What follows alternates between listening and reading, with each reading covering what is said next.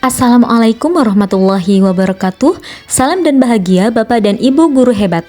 Saya Lucy SK Pandini, calon guru penggerak angkatan 9 dari SMP Negeri 1 Kopo, Kabupaten Serang, Provinsi Banten.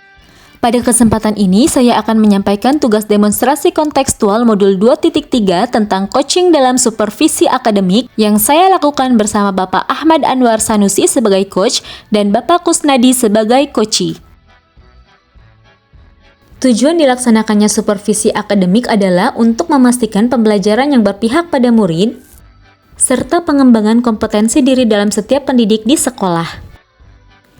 Coaching didefinisikan sebagai sebuah proses kolaborasi yang berfokus pada solusi, berorientasi pada hasil dan sistematis, di mana coach memfasilitasi peningkatan atas performa kerja, pengalaman hidup, pembelajaran diri, dan pertumbuhan pribadi dari coachee.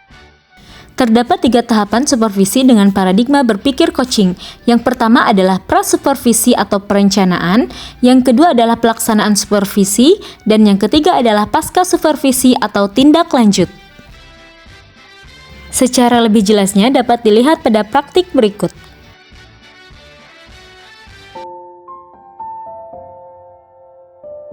Sore Pak Anwar. Selamat sore Bu Lucy. Masih semangat ya? Alhamdulillah semangat Bu. Sebelum melakukan supervisi Pak, saya ingin ngobrol dulu sebentar sama Bapak ya. Ya boleh Bu. Jadi Pak, untuk supervisi ini ada beberapa indikator Pak yang nanti akan saya amati. Yang pertama adalah alur tirta, yang kedua adalah mendengarkan dengan rasa, dan yang ketiga adalah 3 kompetensi inti coaching. Ya Pak, Bapak sudah tahu kan ya 3 kompetensi inti coaching, jadi itu yang akan saya amati. Lalu dari indikator itu, apa yang ingin Bapak saya bantu dalam hal coaching nanti? Di coaching nanti saya ingin dibantu untuk memperkuat alur kita Bu, karena mungkin merasa masih agak suka lupa, terus ya suka masih belum baik dan masih ragu gitu ya. Jadi mungkin alur tirtanya ingin dibantu prosesnya. Siap. Dari alur tirta itu bagian mana tuh yang ingin Bapak saya secara detail mengobservasi atau mensupervisi Bapak nanti? Dari alur tirta itu mungkin saya ingin lebih ditekankan, lebih kuatkan di alur I-nya Bu, yaitu terutama identifikasi masalah yang terjadi di guru ketika saya coaching. Jadi mungkin itu yang ingin saya tingkatkan, makanya mungkin saya minta penilaian dari Ibu. Oh, bagian itu ya. Bagaimana penilaian Bapak sebelumnya tentang bagian identifikasi itu pada alur tirta? Sebelumnya tentang identifikasi dari alur tirta ini, saya biasanya kurang bisa mengidentifikasi masalah yang ada di guru yang saya coaching. Mungkin kurang mendalam lah dengan pertanyaannya. Jadi mungkin cuma 1-2 pertanyaan gitu. Jadi kurang mendalam identifikasinya. Jadi nanti biasanya takutnya, khawatirnya nanti solusi yang dikembangkan atau digali oleh coachingnya kurang dalam, jadi solusinya kurang pas gitu. Saya khawatirnya seperti itu Bu. Ya, saya paham. Lalu harapan Bapak tentang supervisi ini apa? Dari saya pribadi, saya ingin mengembangkan kompetensi coaching saya di alur tirta, dirasa, dan juga kompetensi coaching. Nanti di coachingnya semoga coaching juga bisa menemukan solusi dari permasalahan yang sedang dialami. Mungkin itu aja sih sepertinya. Oke, siap. Mudah-mudahan berjalan dengan lancar ya Pak. Ya, amin Bu, makasih banyak Bu. Oke.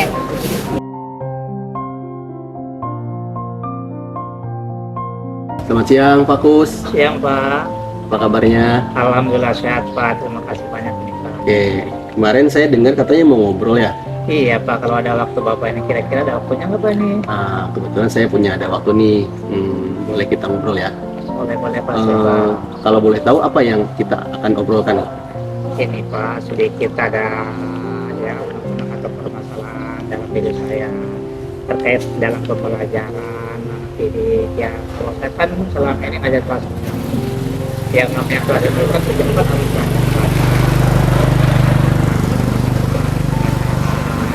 tapi selama ini kan saya ngajar di antara yang teman-teman yang lainnya mereka itu masih ada yang belum belajar baca, terus ada yang belum tahu huruf sama sekali Pak. Itu dah dulu Pak. Oke, berarti kita mau membicarakan tentang masalah di pembelajaran di kelas Bapak ya, tentang anak-anak yang belum bisa membaca begitu. Betul Pak. Oke. Memang menurut Bapak anak yang belum bisa baca ini ada berapa banyak? Ya, perkiraan saya anak dari jumlah kurang lebih 47 orang itu di antara mereka yang belum belajar itu Pak ya. Iya. Itu kurang lebih sekitar 4 orang atau 5 orang Pak. Saja. Jadi yang belum bisa baca sekitar segitu ya? Iya Pak. Bapak melihat tingkat bisa atau tidak membaca itu seperti apa Pak? Kalau boleh tahu. Nah, kita melihatnya dari segi kan mereka kan dari pemahaman juga kan kadang-kadang suruh baca, belum baca terus tahu huruf belum tahu huruf itu saja dulu.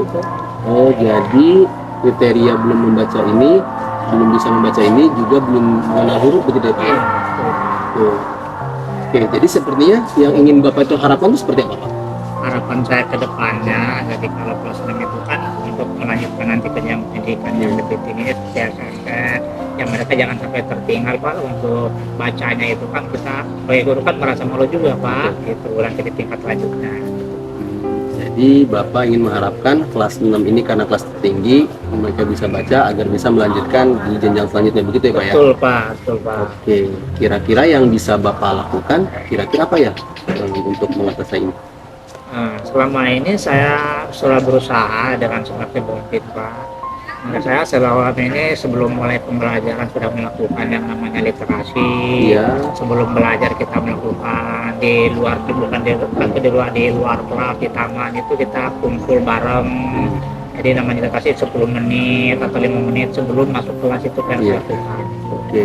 Ada hal lain yang mungkin bisa lakukan untuk mengembangkan atau menangani ini biar lebih efektif lagi mungkin? Insya Allah itu Pak, saya kedepannya mungkin saya akan membuat jadwal secara teratur itu Pak. Nanti sudah jadwal nanti kita berbimbingan di luar dan pelajaran. Itu kerja jadwal itu Pak. Oke, jadi Bapak akan melakukan bimbingan terjadwal begitu ya? Iya betul Pak. Oke, kira-kira Bapak akan melakukan jadwal ini kira-kira kapan ya Pak bisa dilakukan? Ya mudah-mudahan secepatnya minggu ini juga kita akan susun jadwalnya dan minggu depannya sudah terlaksana mudah-mudahan untuk bimbingan SP-nya tersebut. Oke, jadi Bapak rencananya untuk melakukan jadwal ini mungkin minggu depan kali ya Pak? Iya Pak. Ya, Pak. Kira-kira yang bisa memantau atau melihat progres ini siapa ya Pak? Ya satu-satu kan yang bisa memantau permasalahan yang saya alami itu Pak, ya tolong dari sejawat juga Pak, dengan orang tua siswanya, pertama dari pimpinan itu sendiri Pak. Begitu. Jadi Bapak akan melibatkan rekan sejawat sama dari pimpinan begitu. Betul Pak. Oke Pak, semoga berhasil ya Pak. Oke. Kira-kira apa yang bisa Bapak simpulkan dari percakapan kita ini? Terima kasih Pak, ini setelah kita ngobrol-ngobrol gini, dari pertama obrolan kita ini ya selama ini saya mungkin dalam pikiran saya rasakan sendiri gitu Pak, tapi setelah ngobrol ke hari ini dengan Bapak ya cukup membuat hati saya lega, seolah tersalurkan apa yang jadi permasalahan saya itu ke depan itu bisa berjalan dengan baik. Itu saja Pak, alhamdulillah, terima kasih Pak. Oke, sama-sama Pak, semoga sukses. Nanti kita kapan ketemu lagi buat tahu progresnya nih kira-kira? Ya Pak, minggu depan juga bisa ketemu lagi Pak. Oke, ditunggu kabarnya Pak. Terima kasih banyak. Mari Pak. Ya. Mari Pak.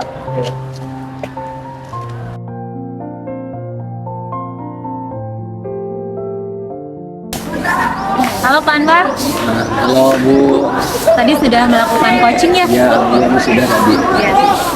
Saya mau minta waktu buat ngobrol sebentar ya. Setelah tadi melakukan supervisi, bagaimana Bapak menilai performance Bapak tadi selama coaching? Tadi setelah coaching saya cukup puas melihat performa saya sendiri.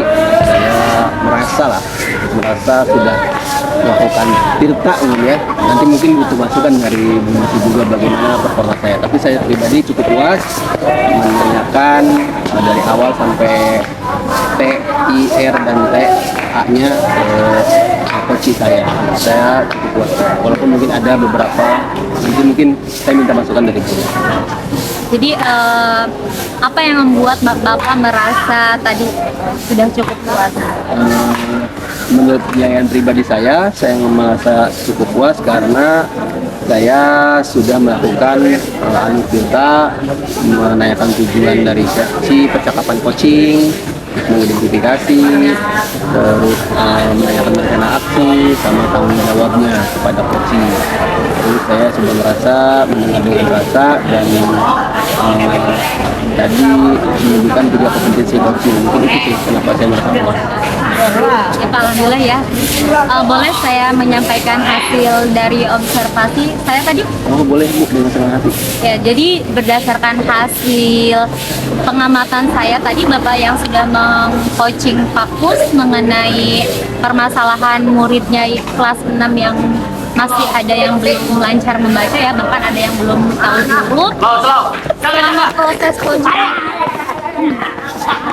Selama proses coaching itu saya melihat Bapak sudah melaksanakannya dengan baik sesuai dengan alur tirta yang Bapak tadi ingin kembangkan ya, khususnya di bagian identifikasi. Jadi selama proses identifikasi Bapak sudah melakukannya dengan baik, memberikan pertanyaan-pertanyaan yang berbobot. Selama proses identifikasi juga Bapak saya tidak mendengar Bapak memberikan sebuah judgement ataupun menilai atau melabeli Pakus. Itu sudah bagus ya Pak.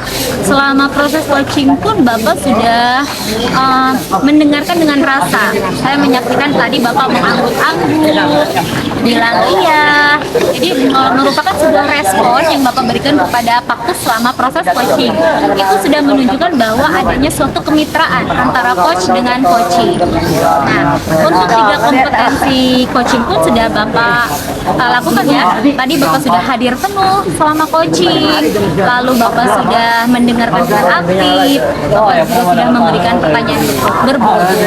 Saya rasa kompetensi Bapak ini dari kompetensi Bapak di bidang coaching ini sudah bagus Pak. Masukan saya mungkin selanjutnya Bapak bisa menerapkan coaching ini dengan rekan-rekan sejawat supaya nanti Bapak lebih menguasai alur tirta itu Pak ya. Karena dengan kita sudah menguasai alur tirta, coaching yang dilakukan itu alurnya itu akan terasa lebih santai dan lebih ringan untuk dilakukan. Mungkin itu saja Pak dari saya. Ya, terima kasih banyak Bu Lutfi atas masukannya, atas penyampaian tadi. Saya merasa sangat tertolong sekali. Terima kasih banyak Bu. Iya Pak, mudah-mudahan bisa lebih meningkat lagi ya. Terima kasih Bu. Itulah tadi contoh praktik supervisi akademik dengan menggunakan paradigma berpikir coaching. Semoga menginspirasi. Terima kasih. Wassalamualaikum warahmatullahi wabarakatuh.